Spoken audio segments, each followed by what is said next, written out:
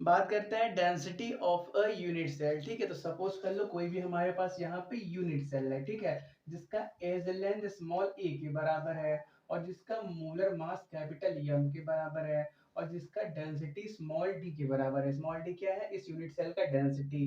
Capital M क्या है? इस यूनिट सेल का मोलर मास। और ए क्या है? इसका एज लेंथ है। ठीक है, तो देखो density of a unit cell कैसे डिफाइन होता है? वो डिफाइंड होता है, जिस डेंसिटी को सिंपली रो से लिखा जाता है mass of unit cell upon volume of unit cell, क्योंकि इस यूनिट सेल की बात चल रही है। तो देखो जब आपका एज लेंथ ए है तो वॉल्यूम कैसे डिफाइंड होता है? वॉल्यूम डिफाइंड होता है क्यूब के केस में ए के क्यूब से। तो वॉल्यूम ऑफ यूनिट सेल तो मिल गया। अब बात करते हैं मास ऑफ यूनिट सेल। तो देखो ये मास ऑफ यूनिट सेल कैसे निकलेगा? इसके अंदर जितने भी आटम प्रेजेंट है और एक एक आटम का मास कितना है उसके मल्टीप्लिकेशन से। ठीक है, मतलब क्या, जो आपका मास ऑफ यूनिट सेल कैसे निकलेगा? Number of atoms in number of atom in unit cell multiplied by mass of each atom. ठीक है, तो देखो यार, जो आपका हम ये चैप्टर पढ़ रहे हैं सॉलिड स्टेट, उसके अंदर जो number of atoms in unit cell होता है उसको सिंपली स्मॉल जेड से डिनोट किया जाता है। ठीक है, जैसे बात करें सिंपल क्यूबिक सेल के अंदर नंबर ऑफ एटम्स कितने होते हैं? 1 होते हैं। तो एससीसी के लिए जेड का वैल्यू क्या होगा? 1 होगा। बॉडी सेंटर में क्या होता है? नंबर ऑफ एटम 2 होते हैं। तो बीसीसी के लिए जेड का वैल्यू क्या होगा? 2 होगा। ठीक है, तो देखो इसको सिंपली कैसे लिखेंगे? जेड, सॉरी, जेड और एक हर आटम का जो मास है उसको स्मॉल एम से डिनोट किया जाता है। ठीक है, मास ऑफ ईच आटम। तो देखो ये जो मास ऑफ ईच आटम है इसको कैसे निकालोगे? देखो जब आप क्या करोगे, कोई भी कंपाउंड का जो मोलर मास दिया है उसको अगर आप एवोगाड्रो नंबर से डिवाइड कर दोगे तो आपके पास एक आटम का मास मिल जाएगा। एक आटम का मास यहाँ से मिला, कितने आटम है यहाँ पे मिला, दोनों को मल्टीप्लाई कर दोगे तो मास ऑफ यूनिट सेल मिल जाएगा। ठीक है, तो देखो हम क्या करते हैं, उसी को पुट करते हैं। तो देखो यार, यम की जगह क्या लिखना है? जेड इंटू यम लिखना है। तो जेड इंटू यम और वॉल्यूम क्या आया? ए क्यूब आया। और स्मॉल यम की जगह आप क्या लिखना है? मोलर मास अपान एवोगाड्रो नंबर। तो इसको रिप्लेस करो किससे? मोलर मास अपान एवोगाड्रो नंबर, जिसको एन ए से डिनोट किया जाता है सिंपली। ठीक है, एन और यहाँ पे नीचे छोटा सा ए। तो देखो यही हमारा फॉर्मूला होता है density of a unit cell का। ठीक है, डेंसिटी किसके बराबर होता है किसी भी यूनिट सेल का? जेड इंटू यम अपान एवोगाड्रो नंबर, वॉल्यूम मतलब क्या? ए क्यूब से। ठीक है, जेड क्या होता है? Number of atom in unit cell, ये तो मोलर मास दिया रहेगा, एज लेंथ दिया रहेगा, उसका क्यूब करोगे वॉल्यूम मिल जाएगा। एवोगाड्रो नंबर 6.022 into 10 के पावर 23 मालूम ही है। इसमें देखो एक दो तीन चार पांचों पैरामीटर्स में से किसी भी चार का वैल्यू दिया रहेगा, पांचवा आपको फाइंड करना रहेगा। या तो डेंसिटी फाइंड करने को बोलेगा या नंबर ऑफ आटम, चाहे एवोगाड्रो नंबर का वैल्यू, चाहे ये क्या करेगा? हमेशा चेंज करता रहेगा। ठीक है, इसको नोट करो, एक क्वेश्चन सॉल्व करते हैं।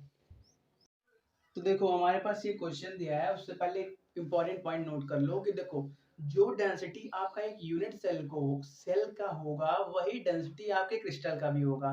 क्रिस्टल कैसे बना होगा? जब यूनिट सेल छोटे छोटे यूनिट सेल को मिलाया गया होगा, तो जो छोटे पार्ट का डेंसिटी होगा वही बड़े पार्ट का डेंसिटी होगा। ठीक है, तो वो बात को इंपॉर्टेंट नोट में रखना। तो देखो क्वेश्चन हमारा दिया है metallic element exist as cubic structure. कोई मेटेलिक एलिमेंट है जिसका स्ट्रक्चर कैसा है? क्यूबिक है। The edge length of unit cell is इतना, जो उसका एक जो यूनिट सेल है उसका एज लेंथ 2.9 एंगस्ट्रॉन है और the density of the metal is 7.2 gram per centimetre cube. हमको क्या करना है? The number of unit cell in 100 gram of this metal would be, कि 100 ग्राम इस एलिमेंट के सैंपल में कितना यूनिट सेल होगा, हमको ये फाइंड करना है। ठीक है, तो देखो स्टार्ट कहाँ से करते हैं? हमारे पास क्यूबिक स्ट्रक्चर दिया है जिसका एज लेंथ हमारे पास एज लेंथ कितना दिया है? 2.9 एंगस्ट्रॉन दिया है। ठीक है, तो वॉल्यूम कैसे निकलेगा? इसका क्यूब करके, ए का क्यूब करके, मतलब क्या? 2.9 इंटू 10 टू के पावर माइनस 10 मीटर का क्यूब करके 1 एंगस्ट्रॉन इक्वल टू 10 के पावर माइनस 10 मीटर। तो देखो हमारे पास डेंसिटी किसमें दिया है? ग्राम पर सेंटीमीटर क्यूब में दिया है। तो यहाँ पे क्या है? फिलहाल में मीटर क्यूब में आएगा। तो पहले क्या करो, इसको जो एज वॉल्यूम निकाल रहे हो इसको भी क्या करो, आप चेंज करो सेंटीमीटर क्यूब के अंदर। ठीक है, या तो इसको सेंटीमीटर के अंदर चेंज करो या इस डेंसिटी को मीटर के अंदर चेंज करो, दोनों कर सकते हो। तो हम इसी को कर लेते हैं, ठीक है। तो देखो 1 metre is equal to 100 centimetre, तो इसमें क्या करो 10 के पावर 2 से मल्टीप्लाई करोगे तो क्या हो जाएगा 2.9 इंटू 10 टू के पावर माइनस 10 था, 10 के पावर 2 से मल्टीप्लाई करोगे तो ये सेंटीमीटर के अंदर चला जाएगा, होल क्यूब। तो 10 के पावर 2 और 10 के पावर माइनस 10 मतलब क्या हो जाएगा 10 के पावर माइनस 8 सेंटीमीटर क्यूब हो जाएगा, ठीक है। अब इसको सॉल्व करना आपके पास आएगा, हमने सॉल्व करके रखा हुआ है 24 इंटू 10 टू के पावर माइनस 24 सेंटीमीटर क्यूब आएगा। ये क्या आ गया, वो जो एक यूनिट सेल दिया था उसका वॉल्यूम आ गया, ठीक है। तो एक यूनिट सेल का वॉल्यूम आ गया। अब करते क्या है, पूरे जो स्ट्रक्चर है, कितना 100 ग्राम का स्ट्रक्चर है, उसका वॉल्यूम निकाल लेते हैं। तो जब पूरे स्ट्रक्चर के वॉल्यूम को एक यूनिट सेल के वॉल्यूम से डिवाइड कर दोगे तो क्या मिलेगा, नंबर ऑफ यूनिट सेल मिल जाएगा, ठीक है। तो नेक्स्ट क्या बात करते हैं कि जो आपका ये 100 ग्राम का सब्सटेंस दिया है उसका वॉल्यूम कितना होगा। तो ठीक है, तो देखो डेंसिटी कैसे डिफाइंड है, मास अपान वॉल्यूम से। तो वॉल्यूम कैसे होगा, मास अपान डेंसिटी से। मास कितना दिया है 100 ग्राम और डेंसिटी कितना दिया है 7.2 ग्राम पर सेंटीमीटर क्यूब। तो सेंटीमीटर पर सेंटीमीटर क्यूब है, तो ग्राम पर सेंटीमीटर क्यूब करोगे तो सेंटीमीटर क्यूब ऊपर चला जाएगा, ठीक है। इस बात को देखते रहना। तो देखो इसको इससे डिवाइड करोगे तो 7, देखिए यार हमने सॉल्व करके रखा हुआ है, एग्जैक्ट कितना आया था, इसको आप सॉल्व करोगे तो नियरली आपके पास आएगा 13.33 सेंटीमीटर क्यूब इतना, ठीक है। ग्राम से ग्राम कैंसिल हो जाएगा और सिर्फ सेंटीमीटर क्यूब बचेगा, ठीक है। 7 से डिवाइड करो यार, ठीक है। 7 से इसको डिवाइड करोगे तो ऑलमोस्ट नियरली इतना ही आएगा, ठीक है। सॉल्व करके रखा हुआ है। तो देखो ये हमारे पास क्या मिल गया, पूरे सैंपल का वॉल्यूम मिल गया। और ये क्या था, एक यूनिट सेल का वॉल्यूम। तो अब इससे इसको डिवाइड कर दो तो क्या मिल जाएगा, नंबर ऑफ यूनिट सेल मिल जाएगा, ठीक है। एक सेकंड नोट करो, थोड़ा जगह बना दें। तो कंटिन्यू करते हैं। अब क्या निकालना है, numbers of atom, sorry number of atom नहीं, number of unit cell in 100 gram of this structure, ठीक है। तो देखो वो कैसे निकलेगा, volume of structure divide by volume of unit cell, या सिंपली बोल दो 1 यूनिट सेल। जब आप एक यूनिट सेल के वॉल्यूम से को इससे डिवाइड, सॉरी जब आप पूरे स्ट्रक्चर के वॉल्यूम को एक यूनिट सेल के वॉल्यूम से डिवाइड कर दोगे तो क्या मिल जाएगा, आपके पास नंबर ऑफ एटम्स मिल जाएंगे। तो वॉल्यूम ऑफ स्ट्रक्चर कितना है 13.33 सीसी था ना, तो उसी को सेंटीमीटर क्यूब लिख सकते हो।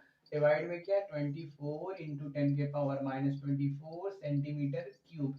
तो ये कैंसिल, अब इसका मतलब क्या, हमारे पास सिंपली एक नंबर मिलने वाला है। तो करो क्या, ये पॉइंट को यहाँ से यहाँ पे शिफ्ट कर दो, ठीक है। तो जब आप क्या करते हो, डेसिमल को राइट में शिफ्ट करते हो तो 10 के पावर पे क्या आता है, निगेटिव पावर चढ़ता है। जितने पोजीशन शिफ्ट करोगे उतना चढ़ेगा। एक पोजीशन शिफ्ट किया तो 10 के पावर माइनस 1 आया, दो पोजीशन करोगे तो 10 के पावर माइनस 2 से मल्टीप्लाई करना पड़ेगा उस वैल्यू के अंदर, ठीक है। जिससे क्या हुआ, देखो 24 डिवाइड बाय 133.3, सिंपल डिवाइड कर सकते हो 5 120 30.3, नियरली 5 टाइम्स और जाएगा, मतलब 5.5 के आसपास में आया। तो क्या करते हैं, इसको खींचतान की ओर 5.66 पे पहुंचा देते हैं, ठीक है। क्योंकि करोगे तो 120 बचेगा, फिर 13 बचेगा, फिर क्या करना पड़ेगा 5.55 आता रहेगा।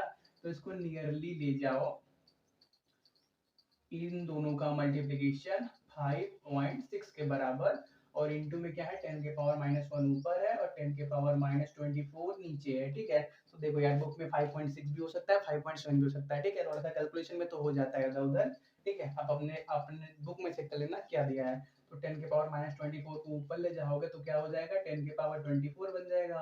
तो 24 प्लस में और माइनस में ये, तो ये कितना सिंपली बचेगा 10 के पावर 23 बचेगा। तो ये क्या आ गया हमारे पास, numbers of unit cell in 100 gram of this sample, ठीक है। इतना कितना 5.6 इंटू 10 टू के पावर 23, ठीक है। अगर इसे में थोड़ा सा क्वेश्चन को आगे बढ़ा दिया जाए कि ये जो आपको क्वेश्चन दिया है 100 ग्राम का सैंपल दिया है, तो उसका डेंसिटी इतना, एज लेंथ इतना, इसमें नंबर ऑफ एटम्स कितने रहे होंगे, नंबर ऑफ एटम कितने रहे होंगे।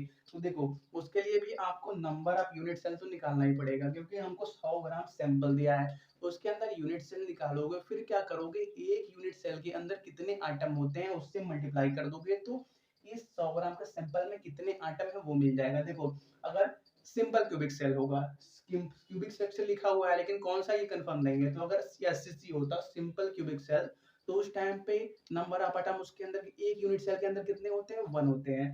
तो 1 इंटू कितना करते ये करते। अगर एक बीसीसी स्ट्रक्चर होता तो उसके अंदर उसके एक यूनिट सेल के अंदर नंबर ऑफ एटम कितने होते हैं, 2 होते हैं। तो उस टाइम पे क्या करते, अगर ये बीसीसी स्ट्रक्चर होता तो उस टाइम पे उस स्ट्रक्चर के अंदर नंबर ऑफ एटम कितना होता, 2 इंटू 5.6 इंटू 10 के पावर 23 होता। ठीक है, क्योंकि 100 ग्राम सिंपल की बात हो रही है। फेस सेंटर्ड होता एफसीसी तो उसके अंदर नंबर ऑफ एटम कितने होते हैं, 3 फेसेस पे, सॉरी 6 फेसेस पे, लेकिन सभी का कंट्रीब्यूशन 1/2 होता है जिसकी वजह से 3। और क्या हमारे पास कितने मिलेंगे, 3, और सारे कॉर्नर्स पे का कंट्रीब्यूशन 1/8 मतलब टोटल 4 आइटम्स होते हैं एफसीसी के अंदर। तो एफसीसी के अंदर अगर पूछा जाता है कि 100 ग्राम एफसीसी का सैंपल दिया है तो उसके अंदर नंबर ऑफ आइटम कितने होंगे, तो 4 इंटू 5.6 इंटू 10 की पावर 23 करना पड़ेगा। ठीक है, इसको नोट कर लो, एक क्वेश्चन है उसको आप सॉल्व कर लेना। ठीक है।